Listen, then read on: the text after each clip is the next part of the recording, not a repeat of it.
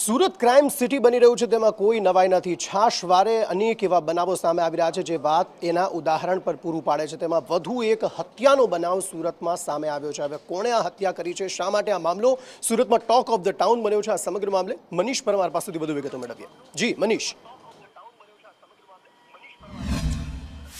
જી અંકિત, વાત કરીએ તો સુરતના ગોરાદરા વિસ્તારની આ ઘટના છે જ્યાં અંગારી માતાના પ્રેમીની જે પુત્રએ હત્યા કરી નાખી છે। આ પ્રેમી છે અવારનવાર જે માતા પાસે આવતો હતો, તે પુત્રને ગમતું નહીં હતું ત્યારે તેને હત્યાનો પ્લાન બનાવ્યો હતો। ત્યારે ગઈકાલે એક અવારું જગ્યા પર કોઈ બહાનેથી તેને લઈ ગયો હતો અને ત્યારબાદ તેના ગળાના ભાગે ચપ્પુના ઘા ઝીકી દીધા હતા અને પેટના ભાગે પણ ચપ્પુના ઘા ઝીકી દીધા હતા અને હત્યા કરી આ જે પુત્ર છે પોતાના ઘરે આવી ગયો હતો અને માતા જ્યારે લાશ મળી હતી નજીકથી ત્યારે પૂછપરછમાં કરવામાં આવી હતી ત્યારે જણાવ્યું હતું કે અજાણ્યો ઈસમ છે તે તેની હત્યા કરીને ફરાર થઈ ગયો હતો।